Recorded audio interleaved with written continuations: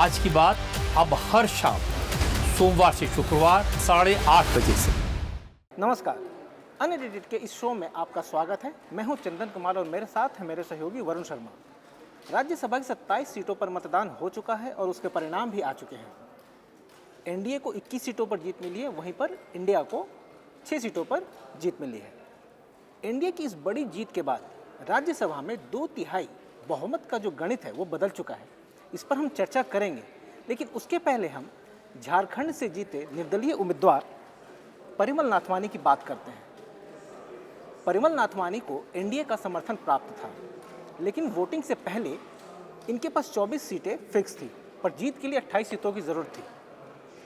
लेकिन जब परिणाम आया तो नाथवानी की जीत हुई और कांग्रेस को वहाँ पर हार मिली। वरुण, कैसे संभव हो पाया? ये लास्ट मोमेंट पे ये गणित कैसे बदल गया झारखंड के अंदर?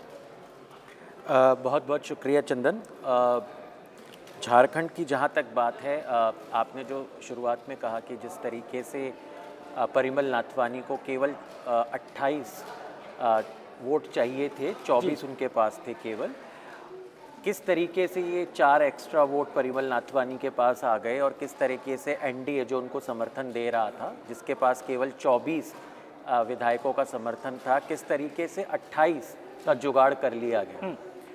तो देखिए, झारखंड की राजनीति बहुत दिलचस्प राजनीति रही है पिछले कुछ समय से। अगर देखा जाए, देखिए झारखंड जब बना था उसके बाद से अब तक बहुत ही वहाँ की जो राजनीति है बहुत अनस्टेबल सरकारें वहाँ पर रहीं। ये पिछले कुछ टाइम से 2014 से अगर मैं देखूँ तो यहाँ पर सरकारें और मुख्यमंत्री कुछ हद तक स्टेबिलिटी लाने में सक्सेसफुल रहे हैं। अब हेमंत सोरेन, आपको पता है, उनका दूसरा कार्यकाल चल रहा है।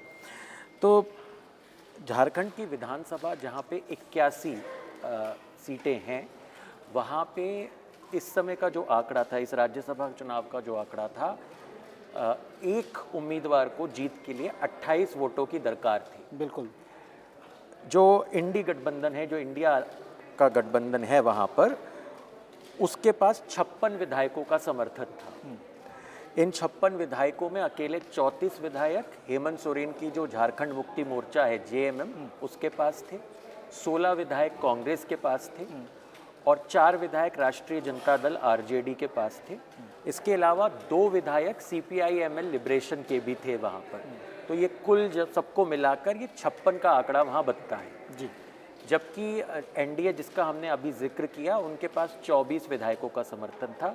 21 विधायक भारतीय जनता पार्टी के थे और एक विधायक जनता दल यूनाइटेड यानी जेडीयू, लोक जनशक्ति पार्टी रामविलास और आजसू यानी ऑल झारखंड स्टूडेंट्स यूनियन, जो सुदेश महतो की पार्टी। एक जो सीट रह गई थी, उस जयराम महतो की जो नई बनी पार्टी थी, जिसको 6% के ऊपर वोट मिले थे पिछले चुनावों में, जेएलकेएम, उसका वो खुद ही जयराम महतो ही खुद विधायक है।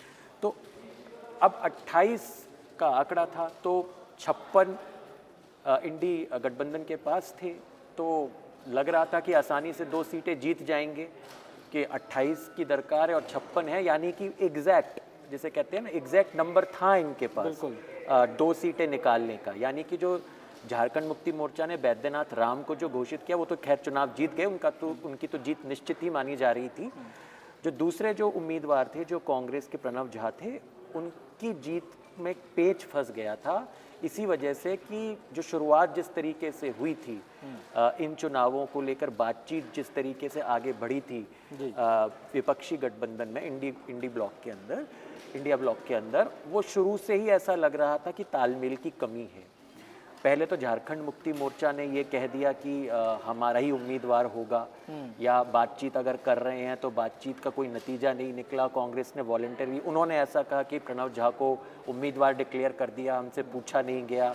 उसके बाद उन्होंने भी ये सोचा कि हम अपना दूसरा उम्मीदवार देंगे, लेकिन फिर जैसे तैसे सूत्रों के मुताबिक जो खबर आई थी कि राहुल गांधी ने हेमंत सोरेन से बात की, खड़गे से बात की, और उसके बाद फिर बीच बचाव का रास्ता निकला और फिर ये तय हुआ कि एक सीट पर झारखंड मुक्ति मोर्चा और एक सीट पर कांग्रेस के प्रणव झा उम्मीदवार होंगे। जेएमएम मान गई थी। अब वोट ट्रांसफर क्यों नहीं? और परिमल नाथवानी, जिनको कि अचानक से एनडीए ने समर्थन दे दिया, इंडिपेंडेंट, वो जीत दर्ज करने में किस तरीके से सफल हुई। देखिए, इसके पीछे एक हिस्ट्री है। परिमल नाथवानी का ये चौथा कार्यकाल होगा राज्यसभा के अंदर, जो उनका जो कल वो जीते उनका चल रहा है। बिल्कुल, वो जो उन्होंने पहला जो उनका राज्यसभा की जीत उन्होंने दर्ज की थी वो 2008 में झारखंड के अंदर ही जीत दर्ज की थी, और उस समय भी इसी तरीके का सीन क्रिएट हुआ था। उनके पास उस समय भी पूर्ण, जिसे कहते हैं कि संख्या, पर्याप्त संख्या नहीं थी खुद जीतने की, और लेकिन उसके बाद भी उनको क्रॉस वोटिंग हुई, उनके पक्ष में क्रॉस वोटिंग हुई और वो जीते। भारतीय जनता पार्टी उस समय सत्ता में नहीं थी झारखंड के अंदर।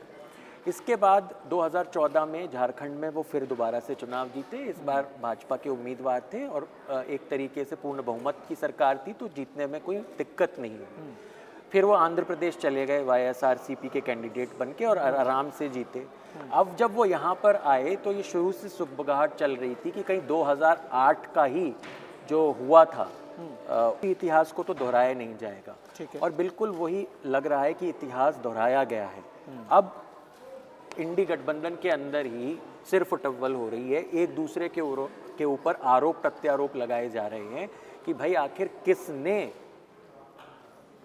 जो अधिकृत उम्मीदवार था उसके खिलाफ वोट दिया, क्रॉस वोटिंग कर दी और परिमल नाथवानी को जिता दिया।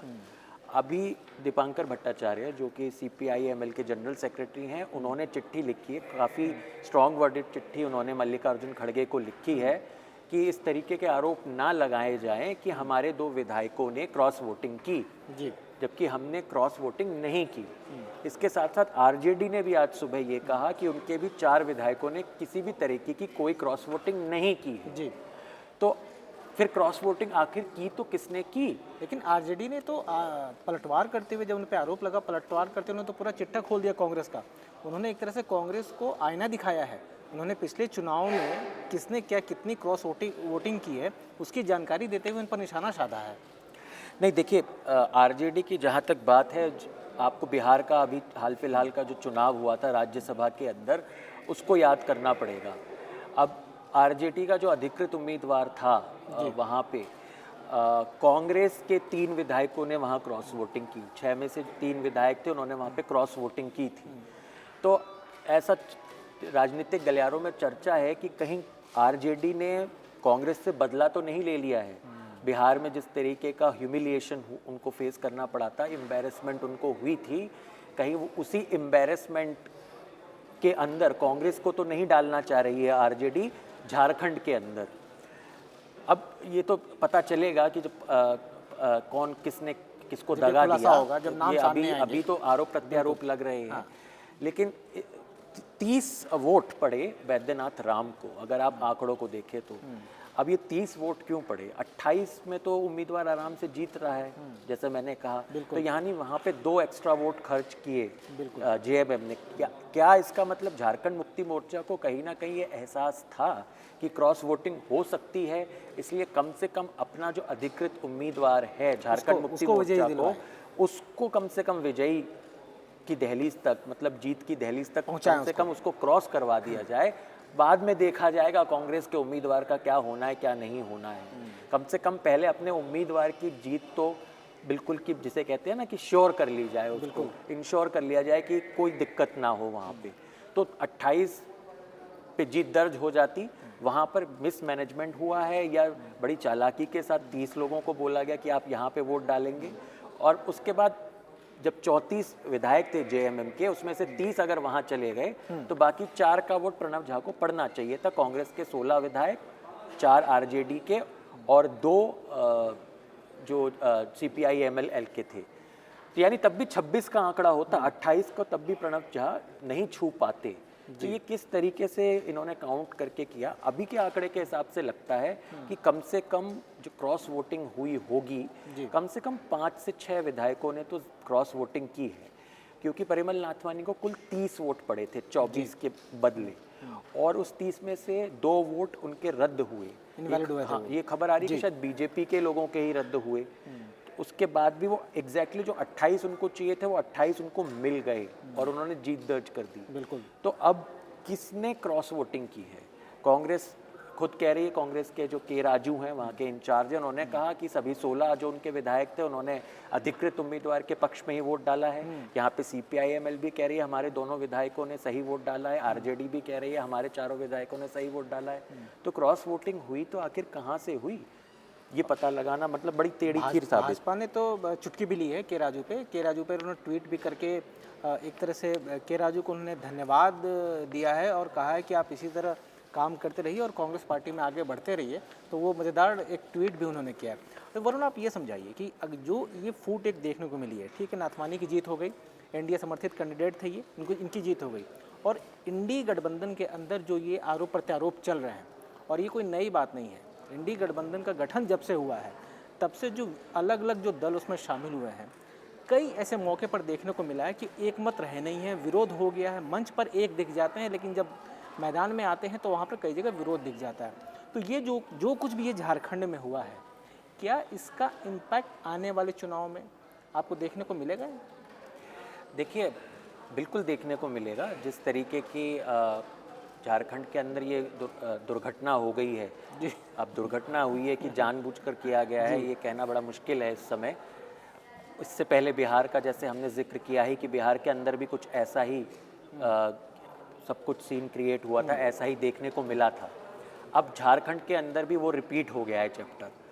तो इससे तो साफ साफ लगता है कि इस गठबंधन की पार्टियों के बीच में जो अविश्वास की स्थिति है, वो अविश्वास की स्थिति एक चुनाव के बाद दूसरे चुनाव, फिर उसके बाद तीसरे चुनाव तक, जिसे कहते हैं ना चेन जी, वो अविश्वास की जो चेन है, कड़ी है, वो कहीं पे ख़त्म नहीं हो रही है, वो चलती जा रही है।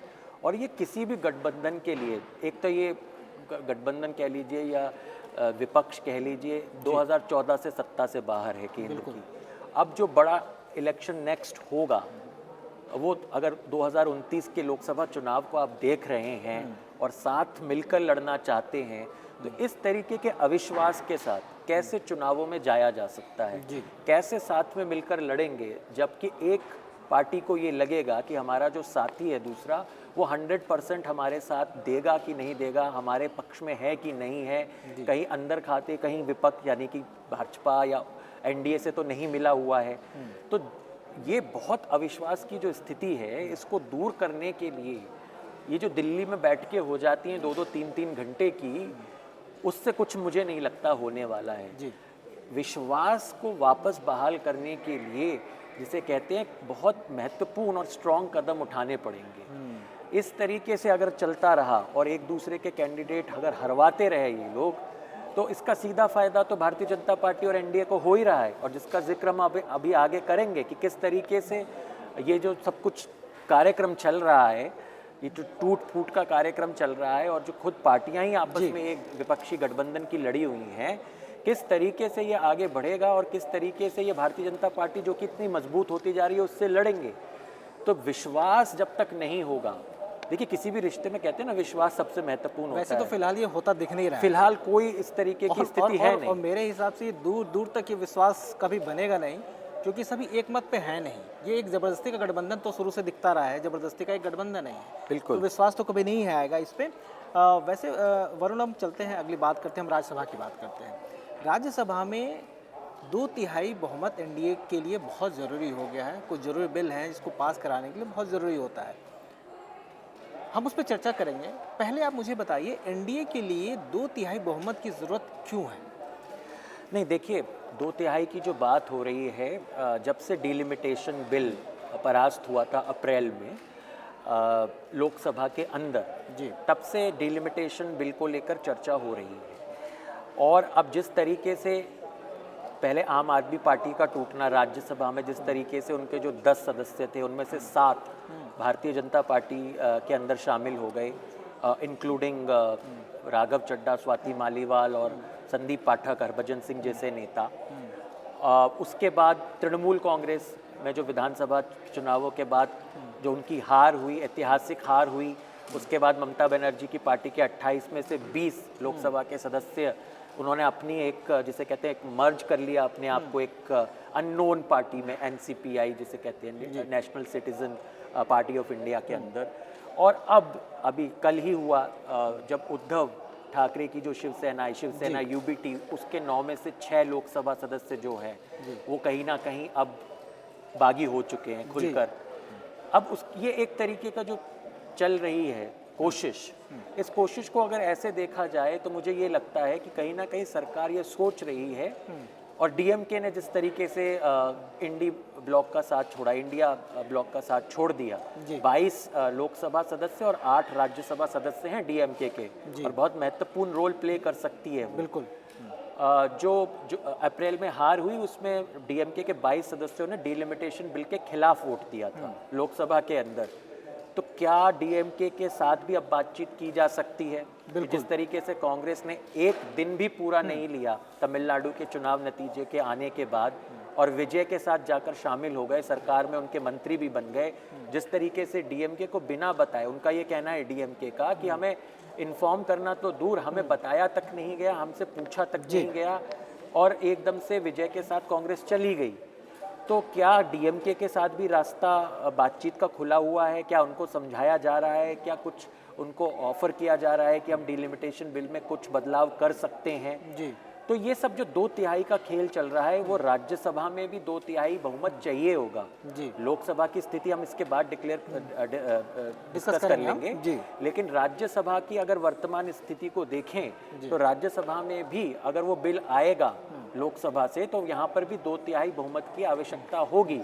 और पहले जब से मोदी सरकार बनी 2014 से, हमेशा हम ये बातचीत करते थे कि लोकसभा में तो रास्ता आसान है, क्योंकि 14 में भी सरकार को प्रचंड बहुमत था, बीजेपी को खुद बहुमत था लोकसभा के अंदर, एनडीए को 336 सीटें आई थीं, 2019 में और सीटें बढ़ गई थी, बीजेपी की खुद 303 और एनडीए की 353 थी जी। तो हम तब ये डिस्कस करते थे कि राज्यसभा में कैसे होगा, लेकिन अब राज्यसभा में आसान रास्ता दिख रहा है, लोकसभा में थोड़ा मुश्किल है। और जैसे मैंने बताया, लोकसभा में भी कार्य चल रहा है कि किस तरीके से 2/3 के बहुमत के आंकड़े के करीब पहुंचा जाए। जहाँ तक राज्यसभा का आंकड़ा है, राज्यसभा में इस समय 241 सदस्य हैं, 245 की राज्यसभा है इफेक्टिव स्ट्रेंथ, 4 सीटें इस समय खाली हैं। पश्चिम बंगाल के अंदर जिस तरीके से तृणमूल कांग्रेस के 4 एमपीज अभी रिजाइन किए हैं, ये 4 सीटें वही खाली हैं। ठीक है। तो अभी 241 का जो आंकड़ा है, इसमें 2/3 का बहुमत बैठता है 161 जी। अगर 245 पूरी इफेक्टिव स्ट्रेंथ होती तो 2/3 का आंकड़ा बैठता है 164 जी। लेकिन अगर हम अभी बात करें तो 241 का 2/3 का आंकड़ा बैठता है 161। और एनडीए इस जीत के बाद, जो कल हुई है जीत, इसके बाद पहुंच गया है 152 पे। यानी अभी की वर्तमान स्थिति में एनडीए केवल 9 सीटें कम हैं, पीछे दिख रही है। हाँ, और इसमें इन 152 के अंदर मैंने भाजपा की 115 के अलावा 7 नॉमिनेटेड मेंबर्स, 2 यूपीपीएल के मेंबर्स, उनको भी जोड़ा है जी। इसके अलावा वाईएसआरसीपी के भी अभी भी 4 सांसद हैं राज्यसभा के अंदर, इन चुनावों के होने के बाद भी जी। और वाईएसआरसीपी ने लोकसभा में डिलिमिटेशन बिल का समर्थन किया था जी। और उन्हीं के समर्थन से 298 पे सरकार पहुंची थी लोकसभा के अंदर।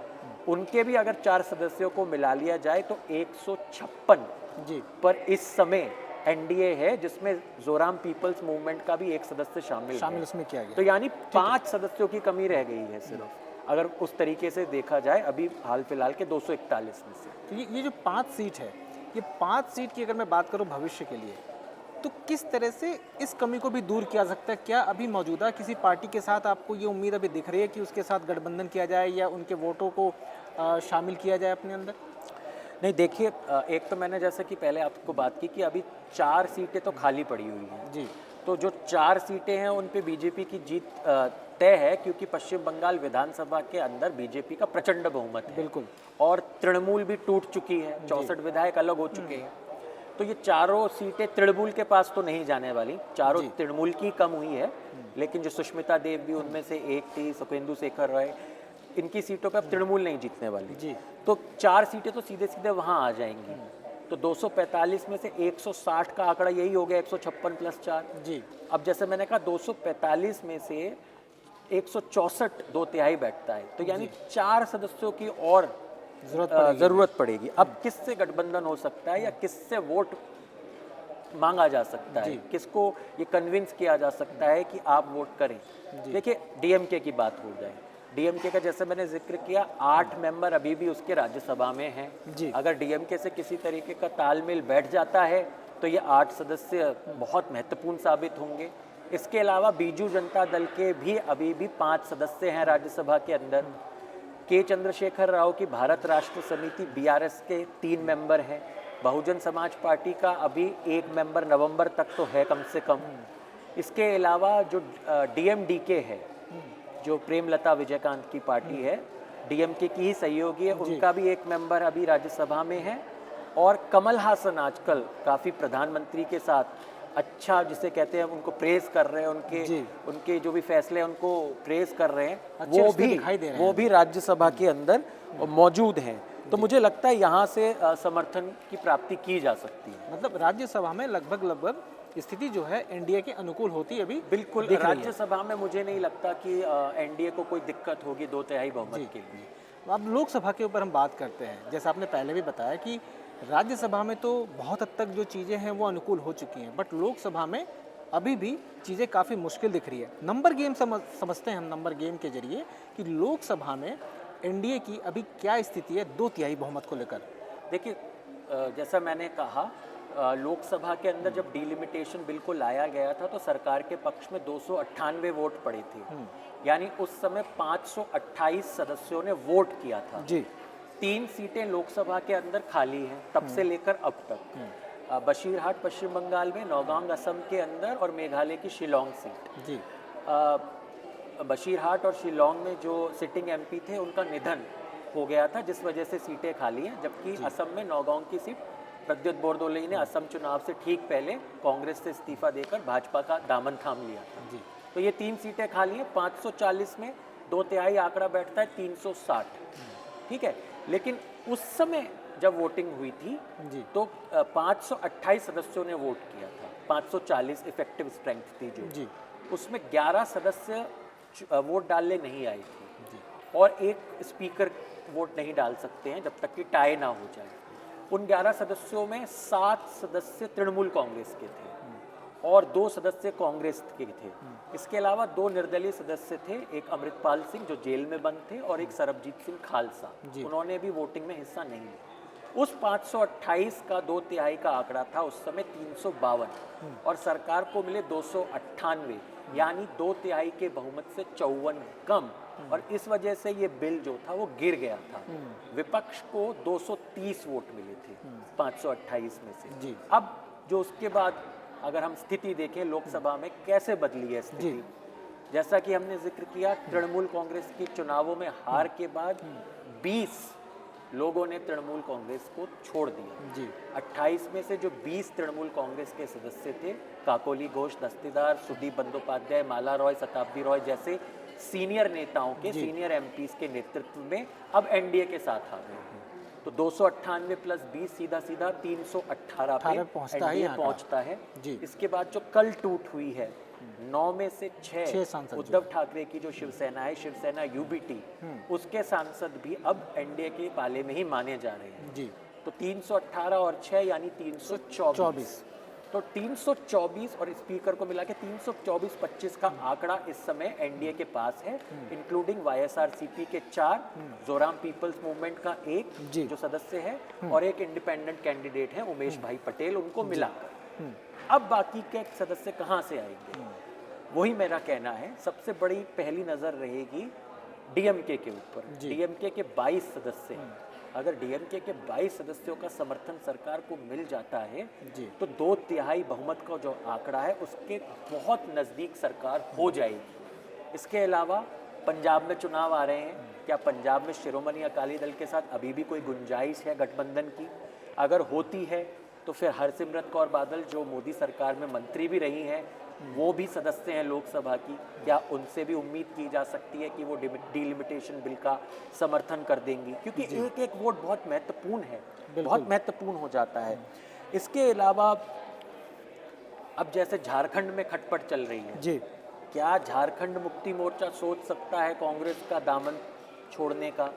क्या उनके भी 3 सदस्य हैं, क्या वो भी इस पर रीथिंक कर सकते हैं? आज ही खबर आई है कि शरद पवार की जो पार्टी है एनसीपी, शरद पवार एसपी, उसके अंदर भी शायद सुगबुगाहट चल रही है। एक मंत्री हैं महाराष्ट्र के अंदर, जी, जी। उन्होंने ये दावा किया है कि 5 से 6 जो एमपी हैं, एनसीपी के 8 सदस्य हैं, उनमें से 5 या 6 उनके साथ संपर्क में हैं। तो क्या एनसीपी भी अब टूट सकती है, शरद पवार की जो है एनसीपी? तो ये इस तरीके से आंकड़ों के ऊपर सरकार का भी बिल्कुल ध्यान होगा। और विपक्ष में 184 रह जाते हैं। अगर देखा जाए इन डिफेक्शंस के बाद, तृणमूल और यूबीटी के डिफेक्शंस के बाद, विपक्ष के अंदर 184 का आंकड़ा लगभग रह जाता है। जी। इसके अलावा मुझे नहीं लगता कि बाकी जो इंडिपेंडेंट्स हैं या एमआईएम है या एएसपी, आज़ाद समाज पार्टी है जो चंद्रशेखर रावण की, वो इसको बिल को समर्थन देंगे। बिल्कुल।